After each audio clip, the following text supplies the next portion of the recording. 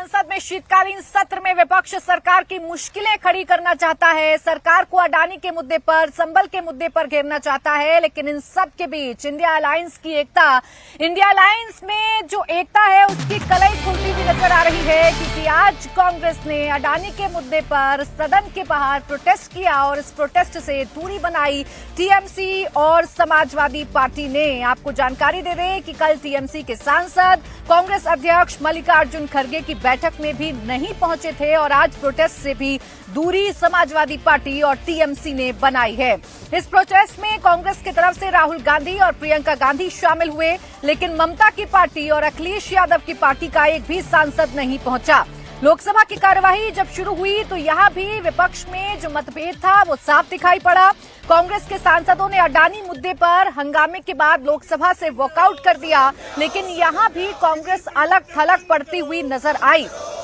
कल लोकसभा स्पीकर के साथ बैठक में सहमति बनी थी कि आज से संसद में चर्चा शुरू होगी। कांग्रेस ने भी शांतिपूर्वक चर्चा करने का भरोसा दिया था, लेकिन आज सदन की कार्यवाही शुरू होते ही नजारा बदला सा नजर आने लगा। कांग्रेस ने वही पुरानी रट, अडानी के मुद्दे पर जेपीसी का गठन हो, अडानी की गिरफ्तारी हो, अडानी को सरकार बचाने की कोशिश कर रही है। ये तमाम जो बातें हैं वो कांग्रेस की तरफ से आज भी उठाई गई, लेकिन इस दौरान जो पटाक्षेप हुआ वो हुआ इंडिया अलायंस की एकता का। इंडिया अलायंस में कौन सा दल किसके साथ है, कितनी एकता बची है, या इंडिया अलायंस कितना संगठित है, अगर ये आपको समझना है तो आज संसद भवन से आई इन तस्वीरों को आपको जरूर देखना चाहिए, जिसमें राहुल गांधी तो आपको नजर आ रहे होंगे, प्रियंका गांधी आपको नजर आ रही होंगी, कांग्रेस के तमाम नेता नजर आ रहे होंगे, लेकिन दो बड़े दल देखिए,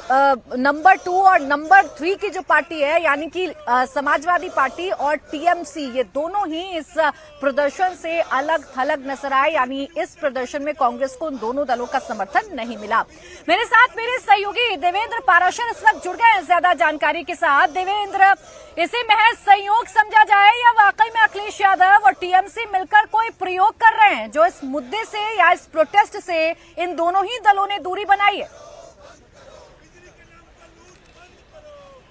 और टीएमसी के संदर्भ में पहले बात करें प्राची, तो निश्चित तौर पे वो प्रयोग ही है। और टीएमसी ने बैठक के दरमियान भी, जब आपको ध्यान होगा कि पिछली बैठक से गैरहाजिरी रही थी, टीएमसी का सीधे ये कहना है कि किसी एक इशू को लेके जो कि कांग्रेस पार्टी अडानी के मुद्दे पे करना चाह रही है, पार्लियामेंट को इस तरह से व्यवधान उसमें डालती है, उस बात से टीएमसी सहमत नहीं है। और टीएमसी के लिए इशूज़ कई सारे हैं और उन सारे मुद्दे पर बात होनी चाहिए। जाहिर तौर पर ये मुद्दों की बात कही जा रही है, लेकिन इशारों के तौर पर आप समझा जा सकता है कि अगर अडानी वेस्ट बंगाल में भी इन्वेस्ट कर रहे हैं और उससे ममता बनर्जी के साथ, उनकी सरकार के साथ एमओयू हुआ था, और टीएमसी कभी भी अडानी को लेकर उस प्रकार से मुखर नहीं रहती, क्योंकि उसको पता है कि अगर राज्य का डेवलपमेंट करना है तो आपको इन्वेस्टमेंट चाहिए। तो उस कंडीशन में वो इस प्रकार की पॉलिटिक्स में कांग्रेस के साथ शिरकत नहीं करना चाहती। और आज के प्रोटेस्ट से गैरहाजिरी उसको सीधे उसी रूप में देखें। समाजवादी पार्टी का इसमें निश्चित तौर पे ये उनके नेताओं के द्वारा अब इंतज़ार है कि क्या वो जानबूझ के इसमें नहीं आए, क्या भी अडानी का मसला है, या फिर वो चाहते हैं कि सिर्फ संभल के मसले को लेके उसको इशू बनाया जाए। ये चीज़ें अभी एकदम से साफ नहीं है, लेकिन निश्चित तौर पे अपोजिशन के अलायंस के हिसाब से देखें तो टीएमसी और सपा की गैरहाजिरी खास तौर पे तब जबकि एक प्लान्ड प्रोटेस्ट था, इस प्रोटेस्ट के बारे में कल से ही प्लानिंग हो गई थी, उससे गैरहाजिर रहना और अलायंस के एकता को लेकर, अलायंस की यूनिटी को लेके मुद्दों पर, अलायंस की यूनिटी को लेकर गंभीर सवाल खड़ा करता है।